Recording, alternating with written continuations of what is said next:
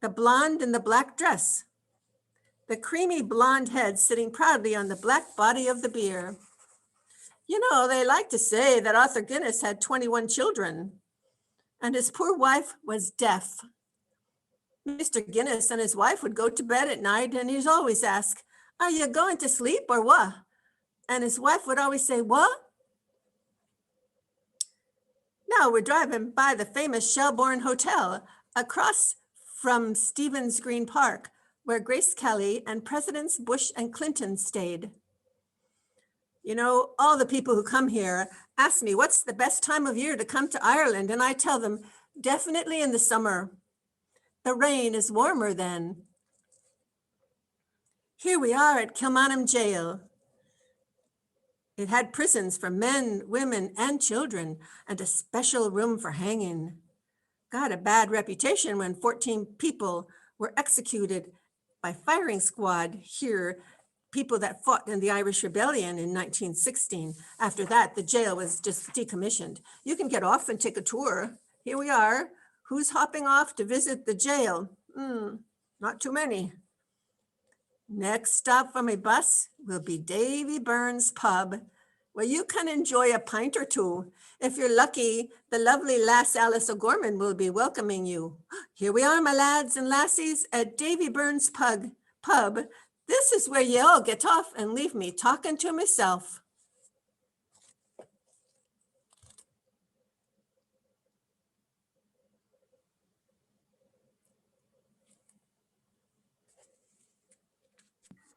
Now, just out of curiosity, folks, I know there was some feedback initially. Was that better when we turned off Alice and Eileen's mic? If you can just type in the Yeah, I was getting yes. Okay, good. Okay, so just to our lasses who are speaking, when you're not talking, just mute it, and I figured out how to follow along with your slides. Can you hear me now? Yes. Okay. So should I go ahead? Yes. Okay. Fáilte Road. Welcome to Davy Byrne's pub. Please come in and grab a seat, and you'll be happy to hear that drinks are on the house.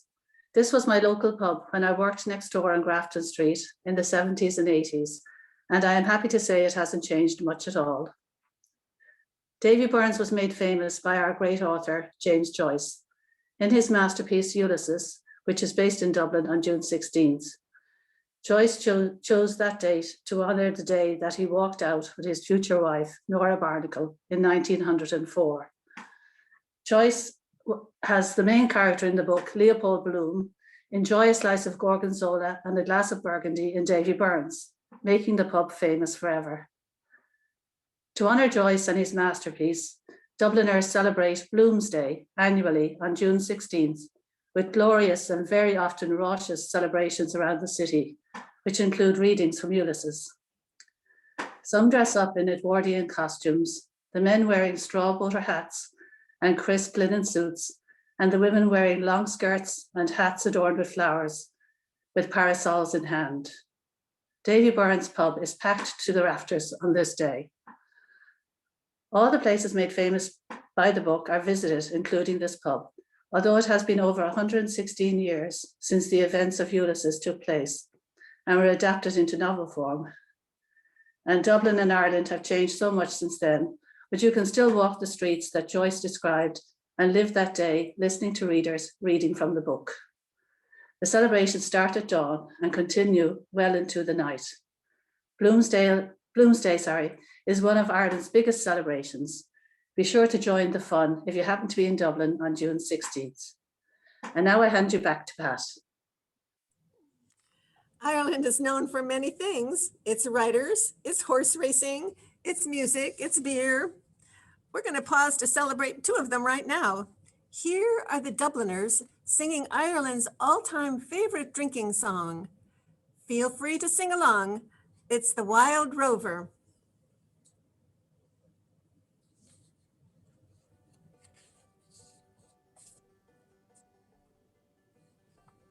I've been a wild rover and I've spent all me money on whiskey and beer. But now I'm returning with gold in great store, and I never will play the wild rover no more, and it's no, nay, never. No, nay, never, no more will I play the wild rover. No, never, no more. I went into an alehouse I used to frequent, and I told the landlady me money was spent. I asked her for credit, she answered me nay. Such a custom as yours I can have every day, and it's no, nay, never. No, nay, never, no more will I play the wild rover. No, never, no more. I then took from me pocket 10 sovereigns bright, and the landlady's eyes opened wide with delight. She says, I have whiskies and the wines of the best, and the words that you told me were only in jest, and it's no, nay, never. No, nay, never, no more will I play the wild rover. No, never, no more. I'll go home to my parents, confess what I've done, and I'll ask them to pardon their prodigal son. And when they've caressed me as oft times before, I never will play the wild rover no more, and it's no, nay, never. No, nay, never, no more will I play the wild rover. No, never, no more, and it's no, nay, never. No, nay, never, no more will I play the wild rover. No, never, no more.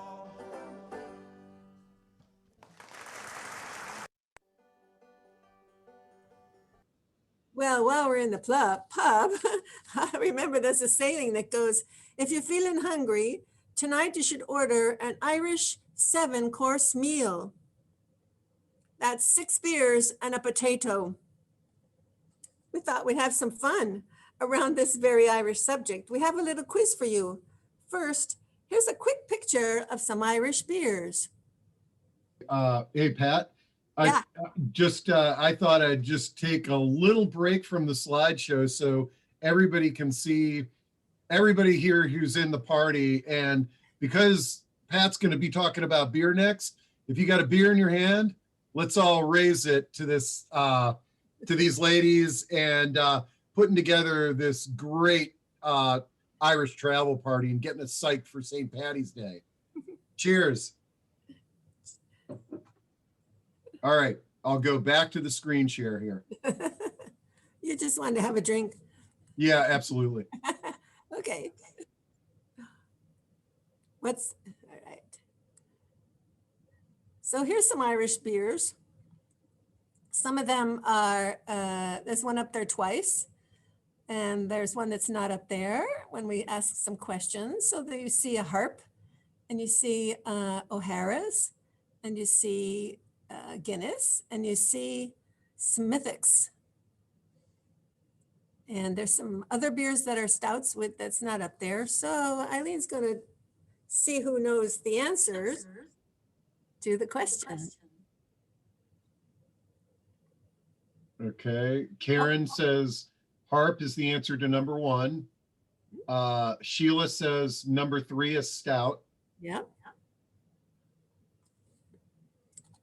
And so number 1, what beer is named after a musical instrument? That's harp. Karen got that. 2, what beer shares its name with a cut of steak? It's not up there. If anybody wants to take a guess at that one. Let's see, number 4 is Smithwick's. Mike and Sharon, that's Mike and Sharon with that guess. Let's see, so what do we got? We got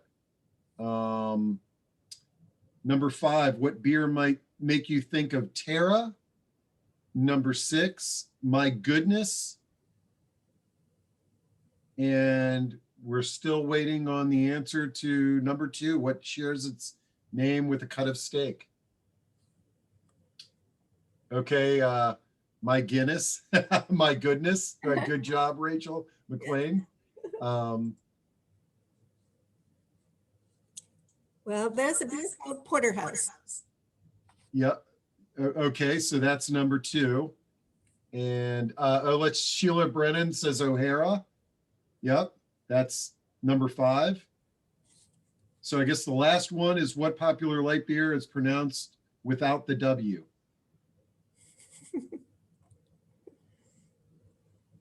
Somebody answered it. Oh, they did? Oh yeah, Smithwick's. Oh, we already got that. Okay, so we've got all the answers. Sorry. We're good to go then. We can move on after that little quiz there. And number 5 is O'Hara. Yeah. Okay. So we can move on to the next slide. Who's on deck? Eileen Donegan, if you're unmute. Here, Eileen, I'm asking you to unmute.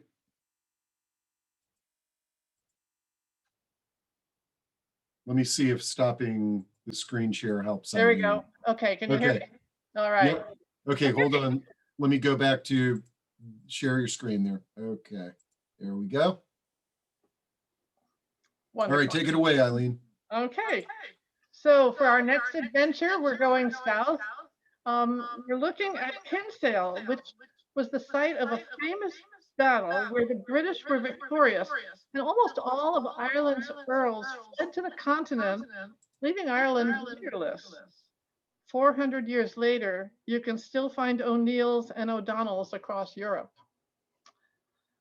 Kinsale sits at Ireland's southern tip. Its bustling long waterfront bracketed by 2 old fortifications in the distant hills. Kinsale's image has now changed, and it is now hailed as Ireland's Riviera. Our route along green-lined lanes took us past the old head of Kinsale golf links, one of the town's world-class entertainments. Behind the harbor lies one of the oldest, most picturesque towns in all Ireland. It's just adorable. It's full of these narrow, winding streets, and brightly painted galleries, shops, and houses, and restaurants. Kinsale is recognized as the gourmet capital of Ireland. It's full of cafes, pubs, restaurants. We chose one for its name, Crackpots. My sister and I were there, and we ordered, to give you a sense of Irish cuisine, we ordered soup with lemon, mint and basil, followed by a roast of lamb and a gooey chocolate cake topped by a honey sorbet. Kinsale is also the starting point of the Wild Atlantic Way, a 1,000-mile-long tourist trail heading up Ireland's west coast. We drove west to meet it on the Dingle Peninsula. This region is part of Gaeltacht, an area where the government subsidizes the survival of Irish language and culture.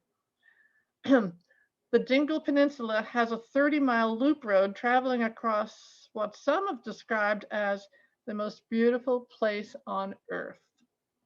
The road hugs this magnificent Atlantic coastline rimmed by steep sea cliffs and dramatic headlands. It's an old land dotted with beehive huts and old stones with primitive markings. Award-winning sandy beaches with funny names like Inch alternate with fishing villages and market towns. What my sister and I hadn't expected to find was a museum in the middle of all of this sand and surf.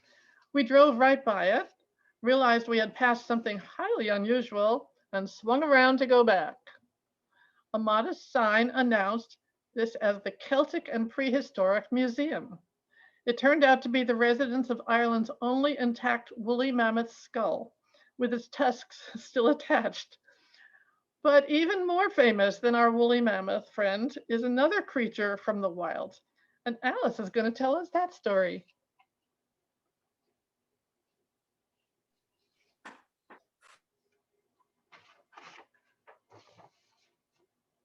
We need to unmute Alice.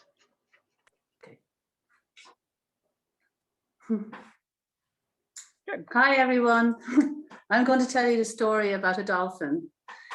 Fungi the dolphin became an international celebrity after living for almost 40 years off the coast of Dingle in County Kerry. In the winter of 1983, fishermen in Dingle noticed a solitary bottlenose dolphin following their vessels and seemingly seeking out human contact, as he would sometimes jump over their boats. Fungi was also known to interact playfully with swimmers, surfers, kayakers, and divers. The locals fell in love with him, and wanting to share their joy and benefit from the tourism, they started taking sightseers on 2-hour fungi spotting trips. And on the rare occasions that fungi wasn't sighted, their fees were refunded. Wetsuits were made available for hire for those not wanting to get a soaking from the wild Atlantic waves.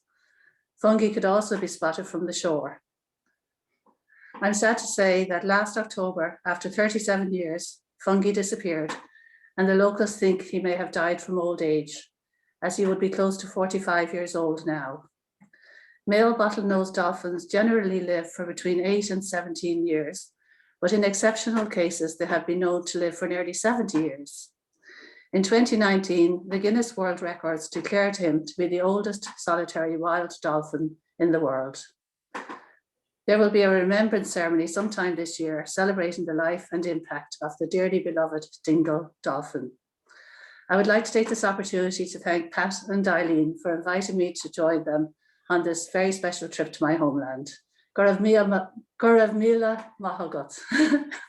Thank you. Thank you, Alice. Thank you, Thank you. Alice. Thank you.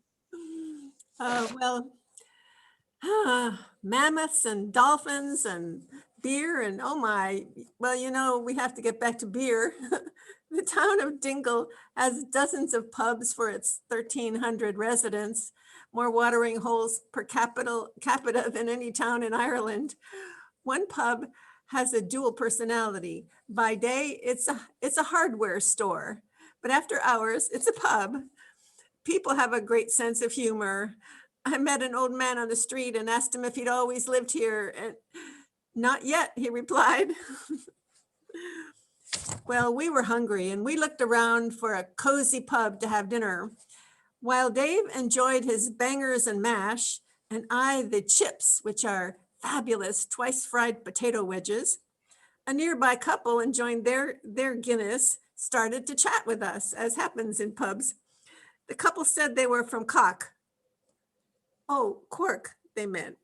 On the weekend, they were going to Dublin to see the hurling match. Mallow versus Dublin in the finals. That weekend, there was also a big soccer match and the Ireland Horse Show. Our chat was great, but it was interrupted by the entertainers, the Irish house party that came on stage. They're going to invite us to sing along with them in one of Ireland's favorite songs. I'm going to sing the song for you now, and if everybody puts their hands in the air while I'm singing the chorus and sways from side to side, well then I won't look like the only idiot in the Lansdowne Hotel. Happy days, here we go. Here's the chorus, everybody, it goes like this. Okay, this is the chorus, so this is the part where you put your hands in the air, okay?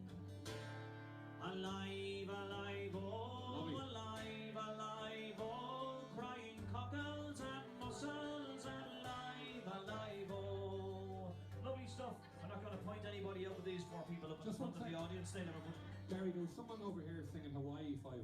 Not again. That's alive, oh. Stop your messing.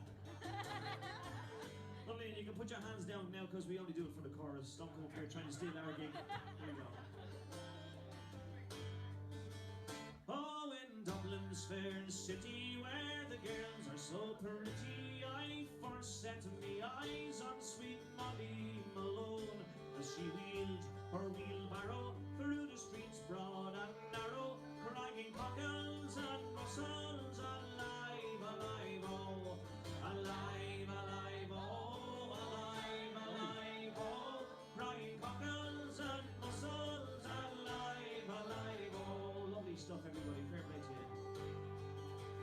Well, she was a fishmonger, oh, sure it was no wonder, for so was her father and her mother before, and they wheeled their wheelbarrows through the streets broad and narrow, crying cockles and mussels, alive, alive, oh, alive, alive, oh, alive, alive, oh, crying cockles and mussels, alive, alive, oh. Here's a sad verse, everybody. Well, she died of a fever. Oh. Let's try that again. She died of a fever, and no one could save her. And that was the end of sweet Molly Malone.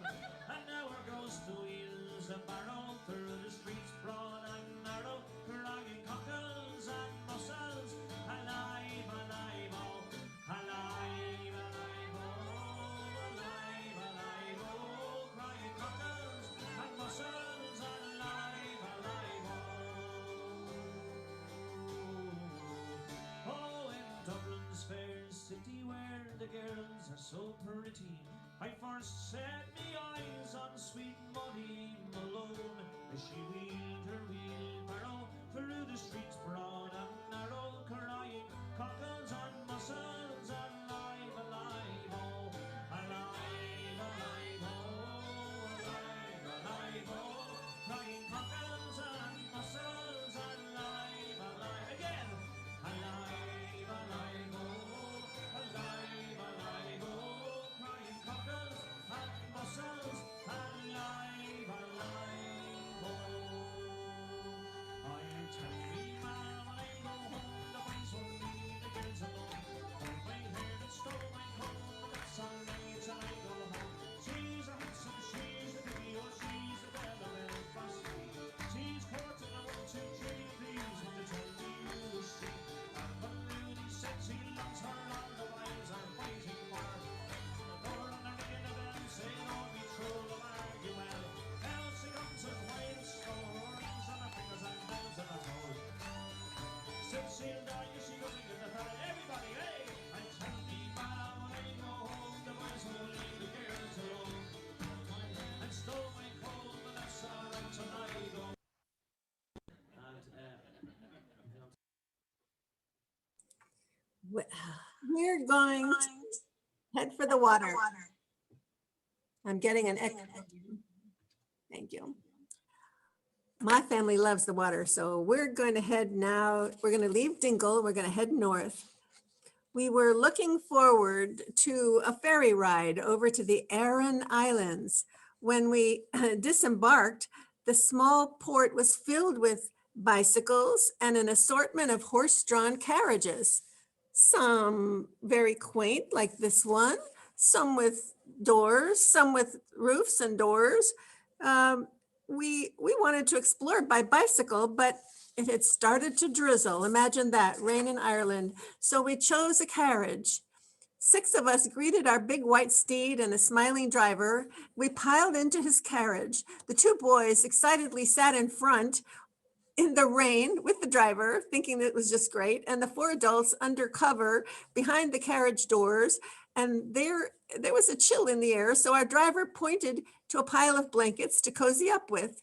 And we sat off, trotting past some farms demarcated by low stone walls.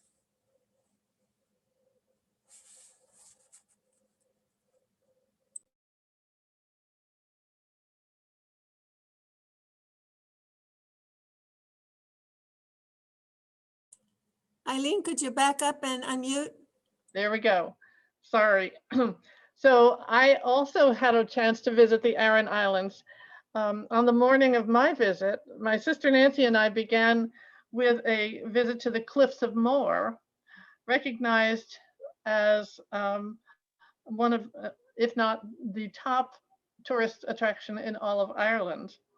I found out, well, they are a great scene stealer, and I found out that movie crews love them. I didn't know that both The Princess Bride and Harry Potter and the Half-Blood Prince had scenes filmed there. So the morning that we went was fog-bound, and we couldn't see the water below. So I finally took a rock and flung it over the edge, listening for a ripple that never came. So we headed for the ferry. Our brochure had informed us that these 3 islands had wonderful things to see. There was a prehistoric fort, rectangular natural pools, medieval church ruins, really their own little world parked in the Atlantic Ocean. So my sister and I were bound for the smallest island called Inisheer. It was about a 40-minute ferry ride over. And then we rented bikes and set off for a 2-hour ride around the island.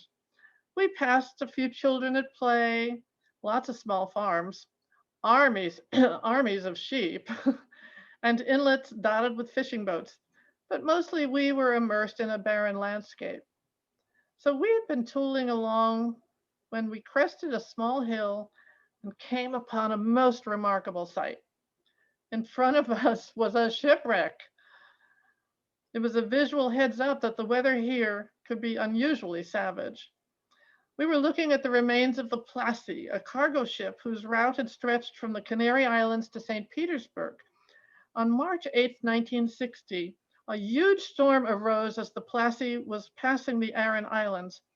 The wind barreled into a rock and the ship began to sink. The crew sent up flares alerting the islanders, who tumbled out of bed to come to their rescue. And this story I love. Using Breach's buoy, a crude rope-based rescue device that resembled a zip line, they brought the crew safely to shore, 1 man at a time. Well, back at the harbor, we met a nun who told us that the Aran Islands are a popular draw for the spiritually inclined, their remoteness and austerity offering an antidote to today's materialism. We thanked her for her company, and then we went off to buy some Aran sweaters.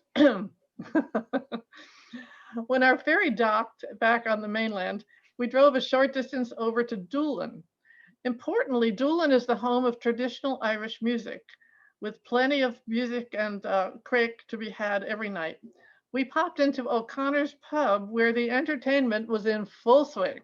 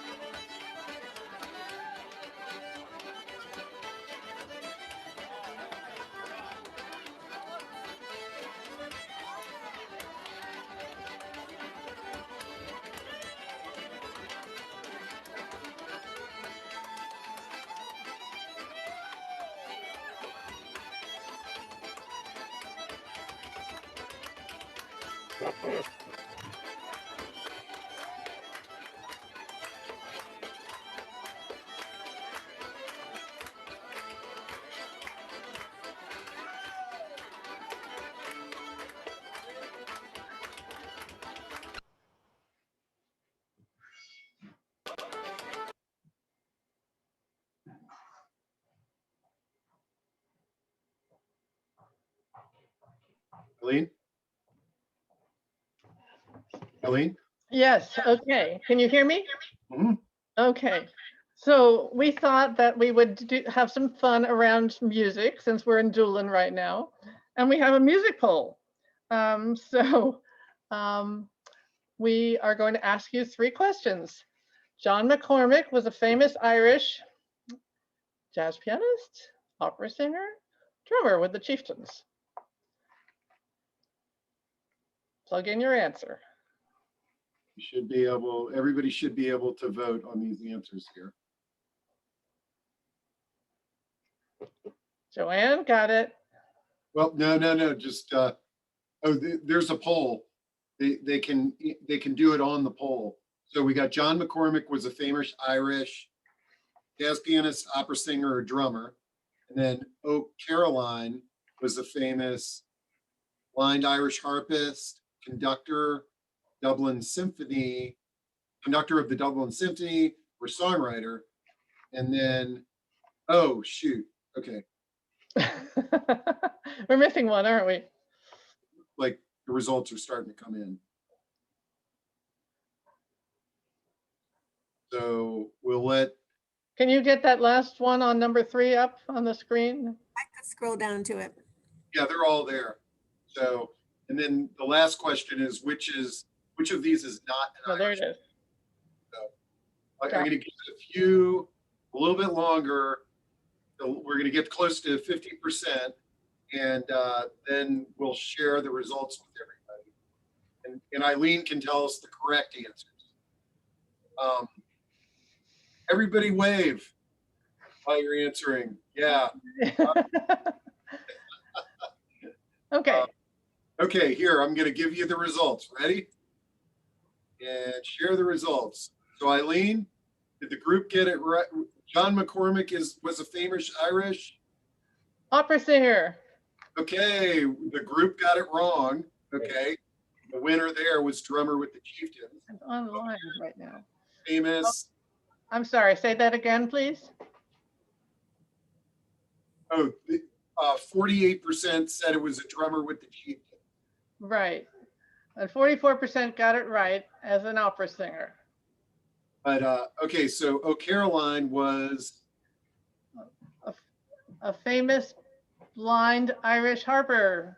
Okay. right. The group got that one Already right. got that one right. Good job. And then the last question, which of these is not an Irish band? And just about half of you got that one right too. The Raspberries, the Cranberry Guitar Band, and everybody knows you too. So that was fun. Thank you all.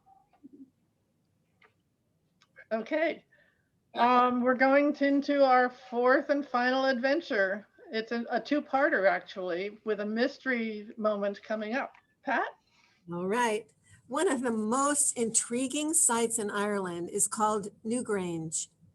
You see in the distance an acre of low grass covered stone mound, and they're actually older than Stonehenge. They hold the cremains and fossils and served later as fortifications and dwelling by the Vikings and the Normans. We had 2 young boys with us, and they loved exploring the passageways with their carved curbstone entrances and huge carved stone bowls.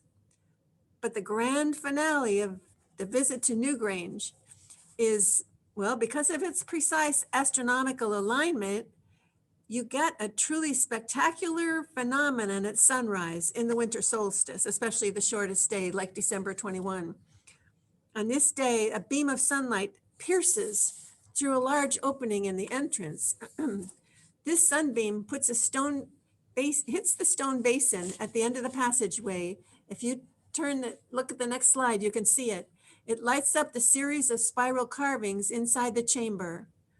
This event lasts about 17 minutes, once a year. Our New Grange guide provided us an impressive reenactment of this effect.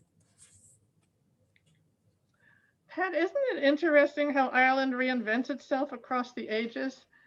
We've just been with you at New Grange, and now we're going to enjoy some 21st century Irish here at home. Yes. Here is a surprise. I'm excited. We're stopping at the Old Brogue in Great Falls, the Irish pub. And I expect my wonderful Irish son-in-law, Daniel Patrick Flavin, might be there sharing a beer with Mike Kearney, the owner of the Old Brogue. All right.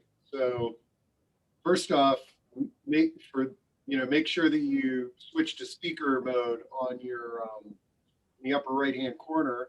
And then Dan, are you Can you hear me? can hear you. Can you hear me? And we can, yeah, All right. we can Well, see. Look at what's behind me. The Old Brogue. I'm here outside right here. We have a nice fire going and all kinds of nice stuff. Lots of people coming out. And there's a gentleman here, the owner, Mike. Can everyone see us? We're here at the Old Brogue. So now we're going to go into the pub and we're going to share a pint, and I'm going to ask Mike some questions and he's going to give us some good answers. All right, here we go. So We're in warm Irish welcome and come on into the Old Brogue in Great Falls. Here we go.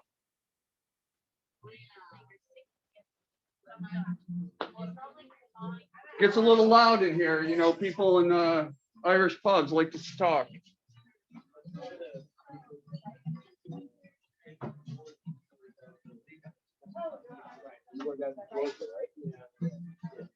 All right, here we go. You're welcome, everyone. Welcome. Good to see you. So, Mike, tell us a little bit about the Old Brogue. What makes it an Irish pub? Well, the Old Brogue has been here in Great Falls, Virginia for 40 years. My father started it. My father was actually born in Belfast, Ireland. My grandfather, Tony Carney, had restaurants and hotels in Derry and in Belfast.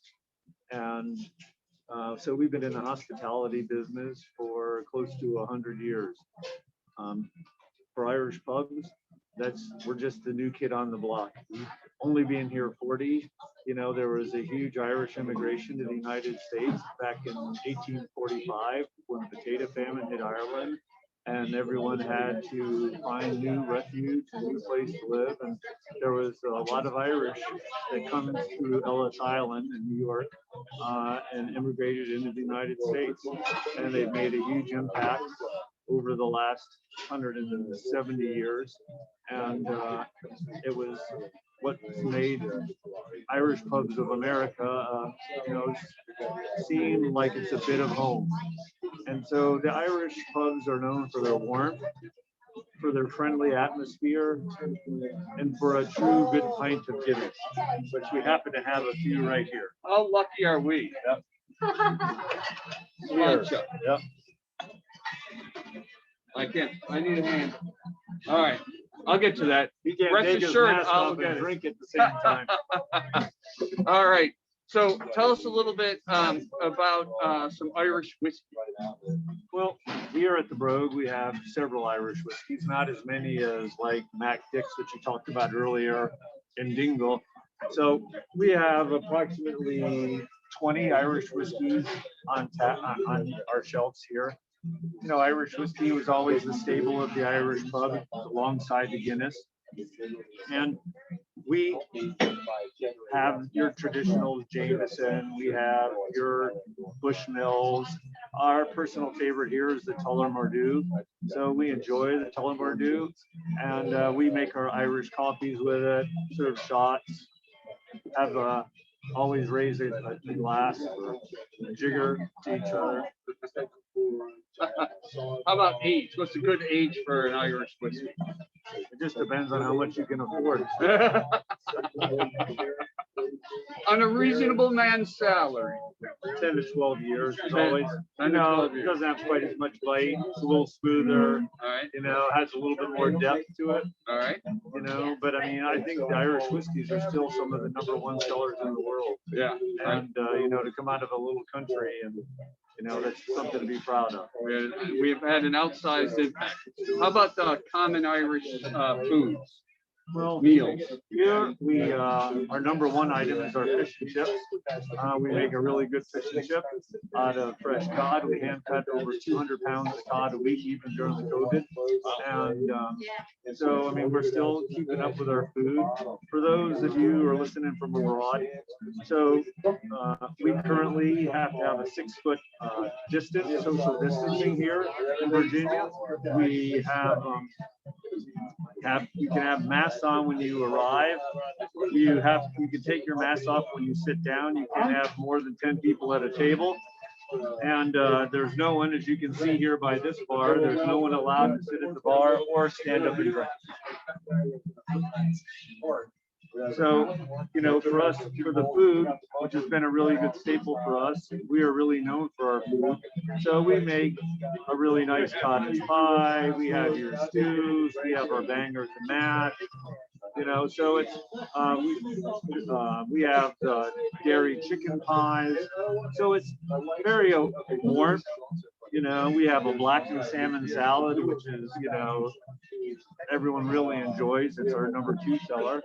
And so, you know, it's the thing about an Irish pub, besides the food and the drink, is just the warmth. You can come in here and feel the community. You can feel, you know, your friends and neighbors are all part of this. You know, Irish pubs aren't for everybody, but what I say is if you get what we do, you get what we do. Exactly. We all love a good Irish pub. I'm a Guinness stew or a shepherd's pie man myself. So a couple Guinness, perfect way to go. Anybody have any questions for Mike? That's right, exactly. Somebody asked about what's that? Oh, I was just telling them if they've got a question for him, type it into chat. Yeah. If we could do that, we could see it, I think. Yeah. Somebody asked about Jameson versus Bushmill. It really depends on your own taste. I mean, we have actually a tasting board where we let you taste the Jameson and the Bushmills and the Tullamore Dew. Okay. You know, so it's like anything else. I mean, it depends on if you like nutty. It depends on like if you like. Some people enjoy the alcohol burn. Right. You know. So it just depends on your own personal preference. I enjoyed Blackbush for many years. Okay. You know, now as I mentioned, I enjoy the Tullamore Dew. You know, and the Jameson has always been a good standby. You know, so it's their black cast is pretty nice. Yeah. My father always used to say it warms the cockles, and I never knew what that meant until I got old enough to be able to try a little Irish whiskey. I'm like, aha, that's what that means. So Hey, Nancy asks, do you have the outdoor fire pit every night?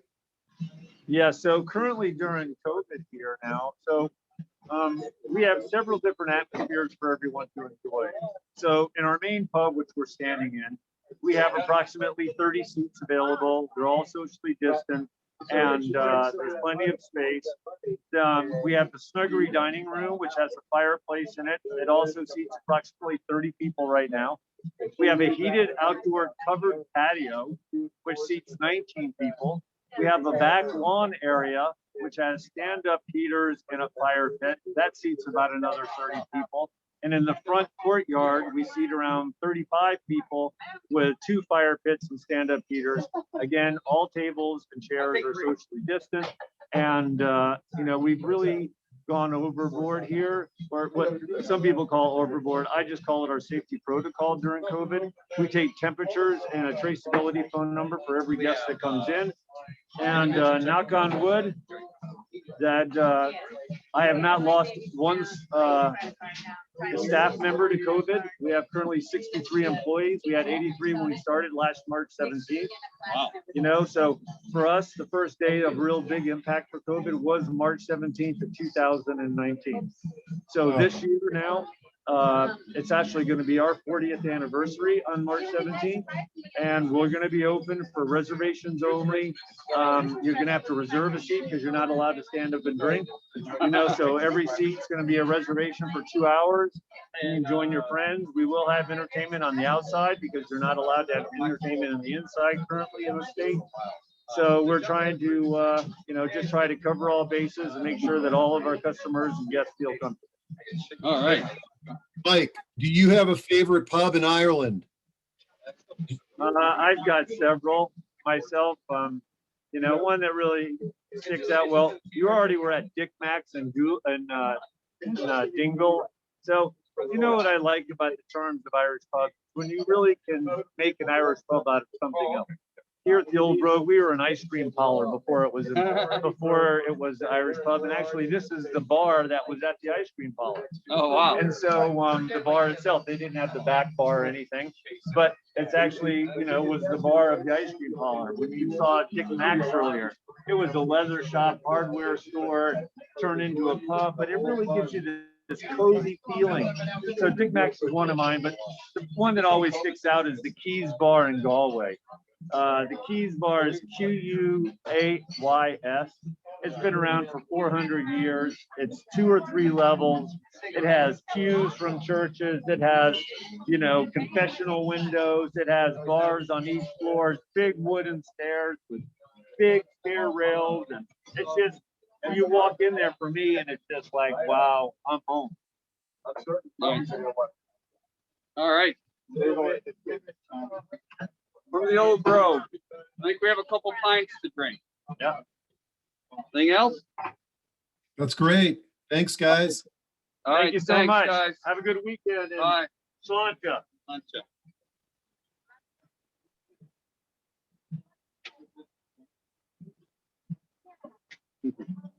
Oops. Okay, hold on. Let me. All right, so let's see who's on deck. I think it's Eileen or Pat.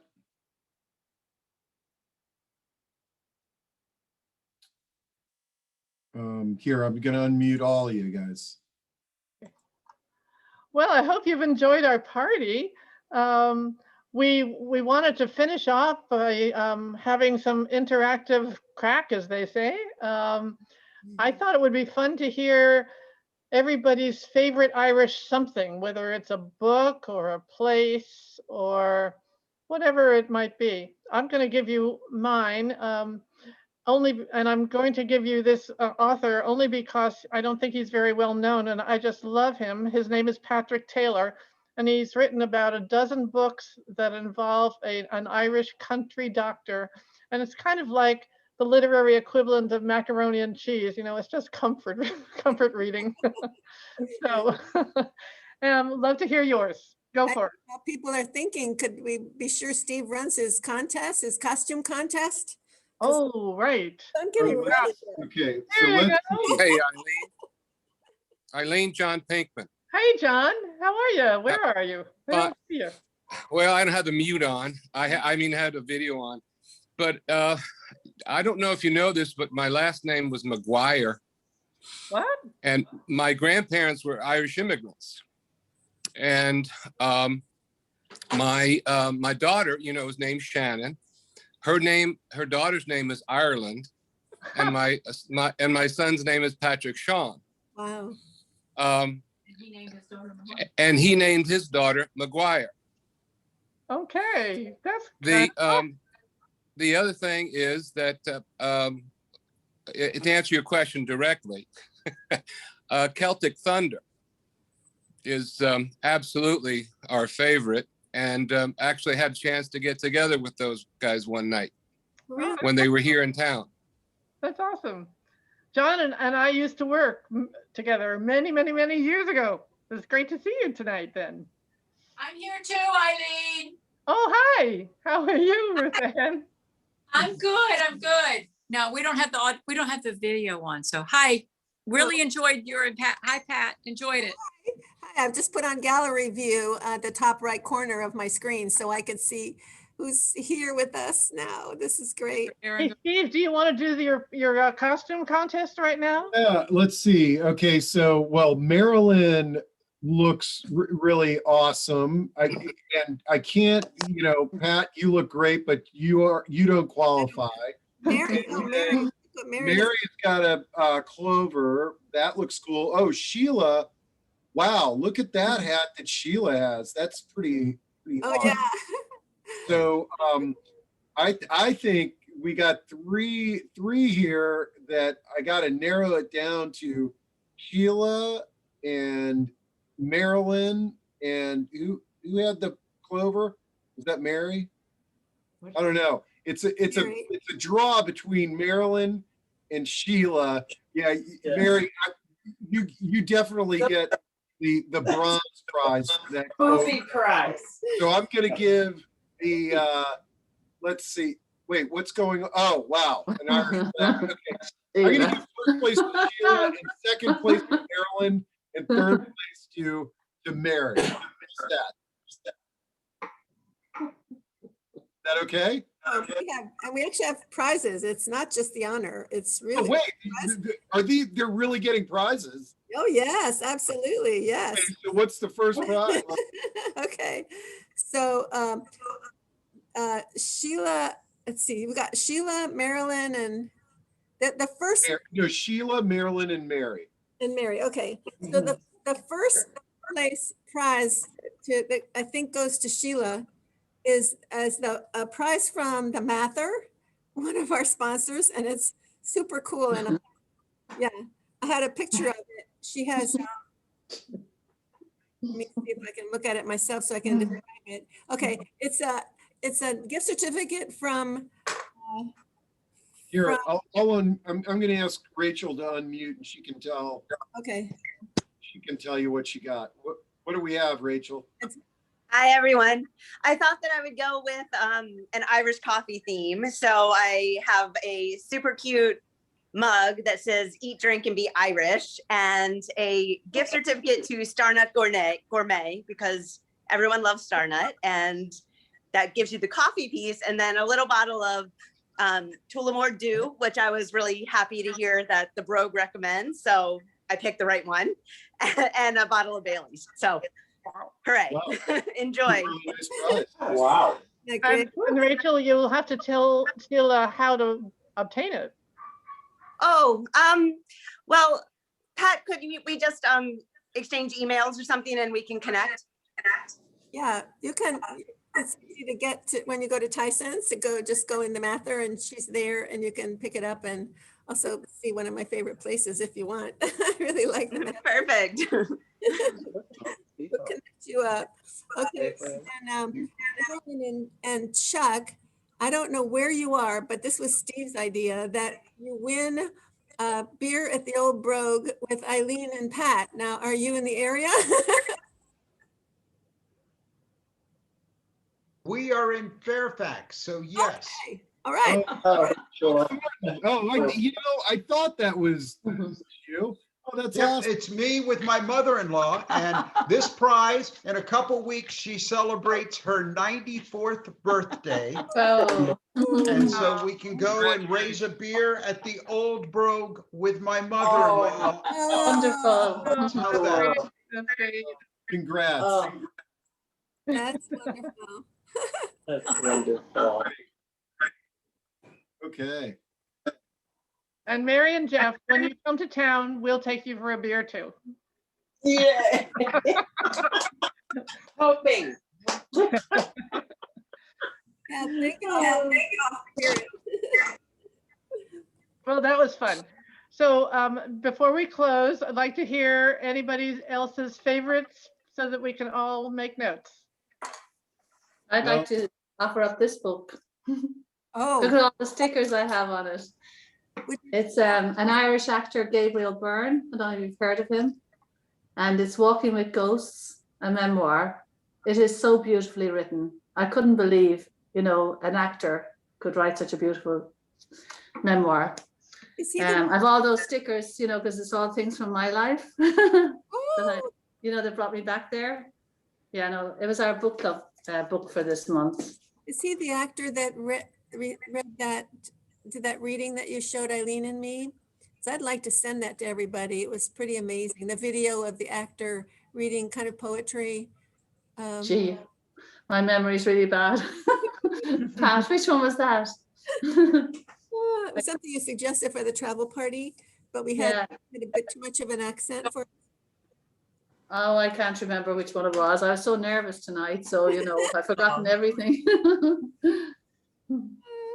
Oh, We always, did we always enjoy seeing the musical group Cherish the Ladies. They play at Wolf Trap a lot, usually right around St. Patrick's Day. I'm not sure if they're, I guess they're not going to be there this year, but yeah, Cherish the Ladies is a great Irish group.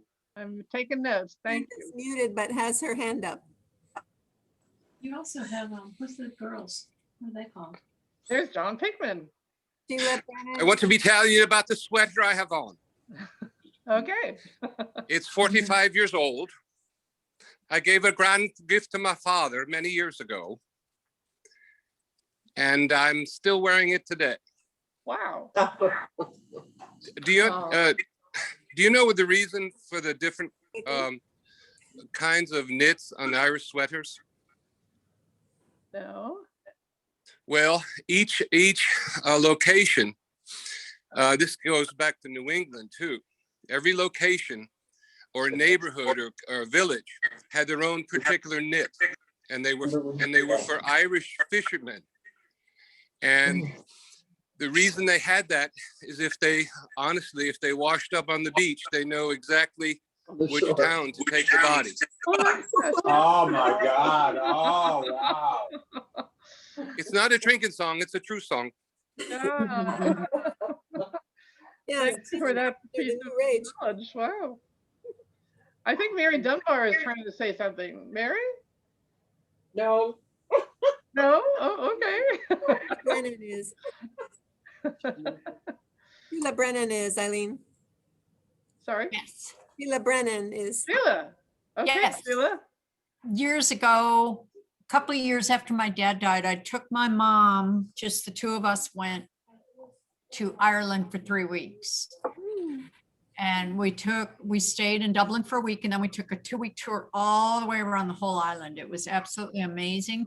And as we're going down the road one day, we were sitting in the front row, and our bus driver, who is probably the best tour guide I've ever seen next to the two of you, who announced the name of the castle we were going past at the time. And it was my father's family castle. Wow. Many generations ago. And I just happened to ask my aunt before I left, and we had no clue we were going to go by it. And it was, the driver stopped so we could go back and take some pictures. Wow. It was the moment of my life. It was amazing. Oh, Fantastic. lovely. Wow. That's, yeah, like the, where is it? Mike went back to find the family farm. I guess you don't know, but, oh, there you are, Mike and Sharon. Yeah, so as Pat said, and I told Pat and Eileen this back in 2006, we had 27 of my relatives go over from the US to find where my grandfather grew up before he migrated to the US. And that was up in Dingle. And one of my first cousins, once removed, was still living there. And they built another house, but we got to see the old family homestead there. And, it was quite an adventure having 27 people from our country go over there at one time. And we did the same thing. We traveled around the outskirts and saw the Cliffs of Moher. We went to the Waterford factory. We went, obviously we're in Dublin, so we saw a number of the sites in about 10 days, and could never get used to driving around backwards on the circles. That was so crazy. Mike, I want to thank you for loaning us your pictures. Several of the Cliffs of Moher and Aran Island pictures were from Mike's visit abroad. And, They're beautiful. Yeah, as a matter of fact, the one Eileen showed with the two kids with the stone in the background, that was family homestead. And yeah. Yeah. oh, I see a hand. Mary. It's Mary. Okay. This is my family on a stone monument to the people who went down on the Titanic. Oh. And on the, I had always heard about Charles Melville. What's his last name? Charles Melville Hayes, who he was going to England to buy furniture for his hotel, which was in Canada. And he went down with the Titanic. Oh, Or got back. terrible. All these stories. Anybody else? Favorite book, favorite band? I just want to say that if anybody wants more Irish at home, once the pandemic lifts, if you're not familiar with it, the Greater Washington Kelly Club, CEILI, they do Irish dance and music year round and are always looking for people to be involved. I've been a part of a couple of their performances and they are awesome. Music, singing, drums, instruments. You can find them at gwcc-online.org. Kaylee. Kaylee. Okay, I Yeah. knew I pronounced it wrong. Okay, Kaylee. Thank you, Alice. That's all right. What was the toast, Alice? What is it that we say? Oh, sláinte. It just means your good health. Clanta, C. Sláinte, sláinte, S-L-A-I-N-T-E. S-L-A-I. A-I-N-T-E, with a fada on the A, which is sláinte. Sláinte. Cheers. I wish everybody good health, Salante. Thank you for joining us tonight. Thank you for a wonderful evening. Yeah, thank you, Hope you'll Pat. get over to see the Old Brogue and enjoy some of their fish and chips. I love their citrus salmon. Oh, me too. Yeah. Yeah. And happy St. Patrick's Day. Oh, here, I've got a sign.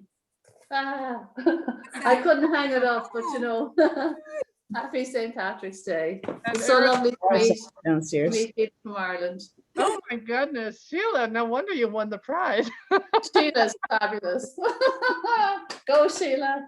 Good to see you. Yeah, great. Mhm.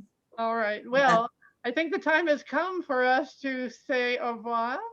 Iha wahagat. Thank That's you. good night in Irish. And next month, I'll give you the date. It's March 26th. We'll be My back. My daughter's birthday.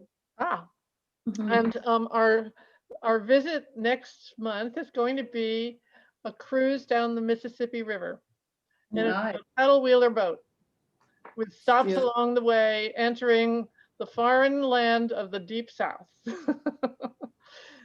And we'll finish up in New Orleans. So I hope you'll come with us. It's just an amazing, amazing visit. All right. I bid you all good night. Thank you again for being with us. Pat, thank you. Mike, Steve, and Alice. It was wonderful. It was wonderful being with you all. Good night. All right, guys. Slán le. See you next time. Goodbye. Thank you so much. It was a lot of fun. Thank you.